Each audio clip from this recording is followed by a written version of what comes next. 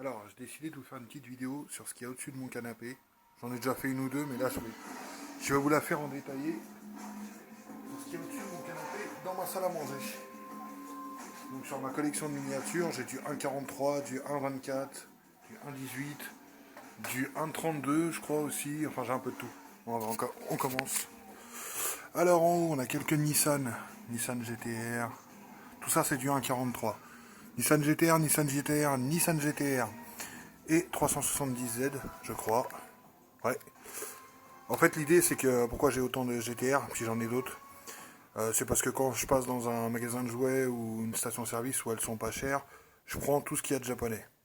Et je tombe souvent sur celle-là. Donc on commence. Ici, on a les Fast, avec la Supra de Fast 1.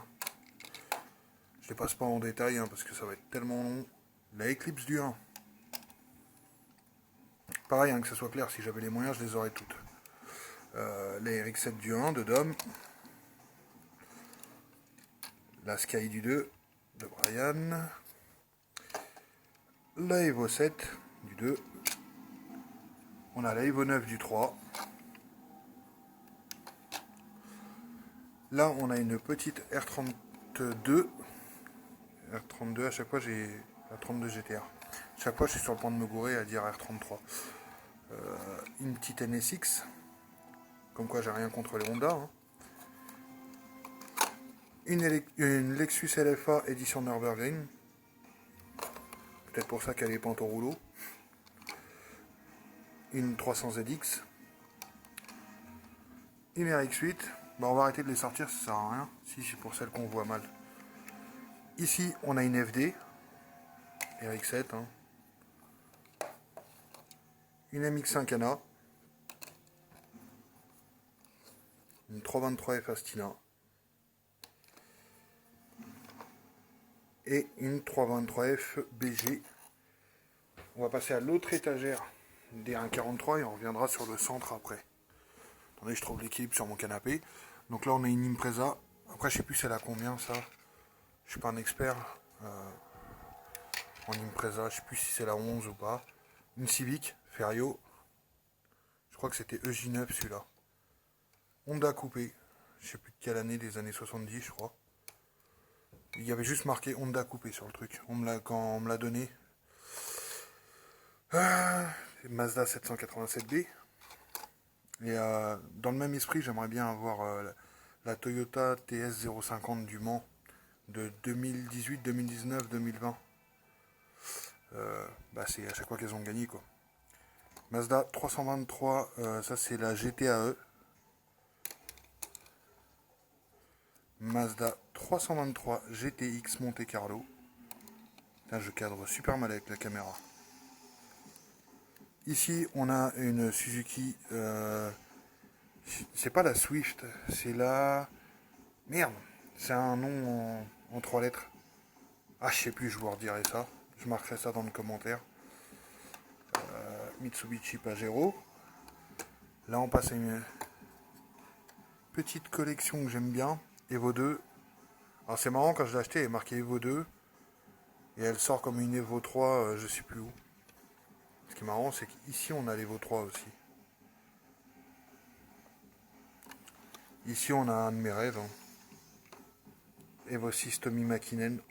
Elle existe en plusieurs livrets, notamment avec la livrée Marlboro, mais je trouve que la répartition des couleurs est plus belle sur cette livrée-là.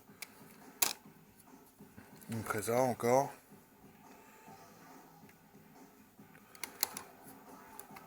L'Impreza de rallye, la GT2000, de toute façon là c'est que des voitures de course.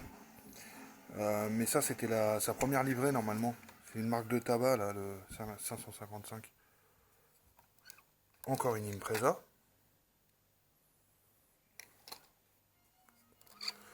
Ici on a une petite...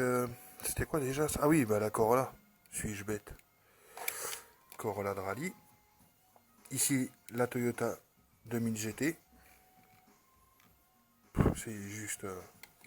voilà, si je les ai de toute façon c'est que je les kiffe. Toyota Celica de rallye aussi, je crois, je sais plus si c'est une Monte Carlo ou pas. Bref, elles sont poussiéreuses par contre. Une base incontournable, Datsun 240Z. Alors, des fois les couleurs sont pas folles, mais c'est juste que bah, en fait, quand je commandais des pièces pour mes vraies voitures et qu'il me restait un peu de monnaie pour faire un compte rond, j'achetais une miniature. Et pour certaines, hein, la plupart c'est comme ça. Et du coup, les moins chères sont celles avec des couleurs un peu moins recherchées. Bon, après, autant vous pouvez payer une MX5 voilà, 8 euros, autant vous pouvez payer une Mazda 323 FBG 60 euros. Voilà, c'est la rareté du truc. On passe au 1.24. Bon bah ça, hein, est-ce que ça vaut le coup de commenter la E86 de Takumi avec le petit Takumi qui va bien. Paul Walker et sa Supra. Donc les capots, les portières, le coffre s'ouvre, il y a des petits détails et tout. C'est marrant, comme les reproductions des fois sont pas très bien faites, ou du moins ils zappent des détails, ou ils réinventent des détails. C'est que vous prenez, je peux prendre la Supra en 1.43 et en 1.24, et dans le film, c'est comme là. Alors je sais pas si c'est cadré parce que mon écran il s'est éteint. Euh, En fait, à la place du logo, ils ont mis un tribal, un stickers de tribal, c'était la mode à l'époque. C'est ce qu'ils ont fait sur la 1.43. Et pour une raison obscure qui m'échappe encore, sur la 1.24, ils ont laissé le logo Toyota. Allez comprendre pourquoi. Et bah c'est pareil, hein, je voulais la Eclipse, j'en voulais d'autres en 1.24 de Fast, mais le problème c'est qu'ils sont partis dans un délire, notamment sur celles du 2, où les voitures sont posées au sol avec des jantes énormes qui rentrent dans les ailes et tout. Je sais pas pourquoi ils ont fait ça. Mazda RX-3, celle-ci c'est une Jadatoy, ça s'achète partout dans le monde, mais moi je l'ai acheté au Japon. Donc voilà, ça reste une Jadatoy, mais c'était au Japon, donc c'est un truc particulier pour moi. Celle-ci aussi, c'est une Nissan Skyline de Fast and Furious des années 70. J'ai un affect particulier avec, puisque c'est mon premier cadeau de fête des pères. Ça, je suis en train de les... Oh, je suis en train de me casser la gueule surtout. Ça, je suis en train de les faire, c'est les 1.24 Lexus LFA Mitsubishi Lancer Evolution 5. C'est la toute première maquette, hormis des Easy Kits de Star Wars, qui en fait, c'est facile, hein, ça se clipse. Là, c'est à coller. C'est la première vraie maquette que j'ai faite, donc elle est à rattraper par endroits. Elle n'est pas terminée surtout. Une MX5 ND de la collection, c'est des Tomica ou je sais pas quoi. Pareil, j'ai acheté au Japon.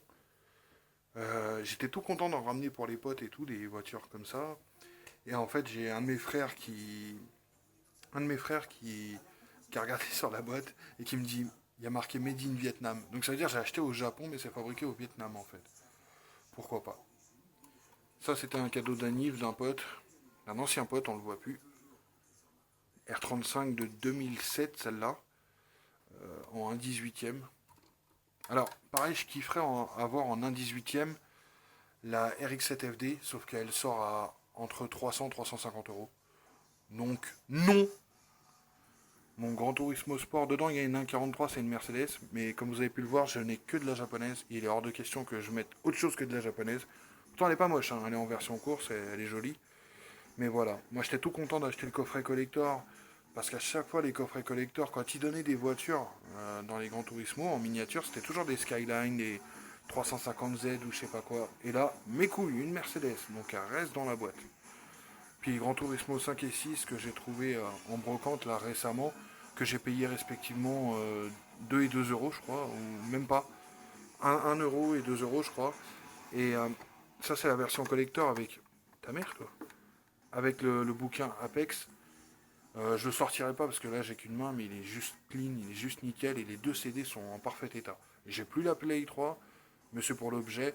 Un de ces quatre, je vais me choper une vitrine où je mettrai vraiment. Parce que c'est pareil, je suis assez friand et client des packs collector, des trucs comme ça et tout. Et j'en ai sur d'autres thèmes que la bagnole. Alors j'aimerais bien me faire une vitrine avec des goodies en rapport avec les trucs collector que j'ai, que ça soit de DVD ou de jeux vidéo. Petit souvenir, ça c'était collé sur la boîte AR de ma RX-7. Et là j'ai des cartes téléphoniques du Japon, mais elles sont enquillées les unes derrière les autres dans un étui, donc on verra ça plus tard. C'est à peu près tout. J'en ai donné, hein. J'en ai donné des voitures. Et j'en ai une ou deux, elles ont des. Enfin, j'en ai juste deux là-dedans qui ont des particularités. La 370Z, je sais pas si on verra. C'est une voiture télécommandée en fait. Est-ce qu'on voit les interrupteurs? Non, on voit pas. Elle s'allume et tout. Et j'ai une GTR aussi qui est comme ça. Ça, c'est une Burago. Ça, c'est... Ah, voilà. Celle-ci, elle est télécommandée aussi. Voilà, on peut voir le truc pour centrer les roues pour le parallélisme. C'est les deux seules que j'ai en radiocommandé, sinon c'est que des voitures de collection. Voilà, c'était ma petite collection de miniatures qui s'agrandit quand j'ai l'occasion. J'ai beaucoup moins en ce moment, mais si un jour vous emmerdez, vous savez pas quoi faire, vous pouvez m'offrir une 1,43 en japonaise. Voilà.